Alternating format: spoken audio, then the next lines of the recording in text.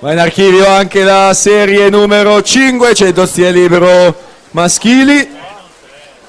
Gilberto Sottana 53-80 si aggiudica questa serie.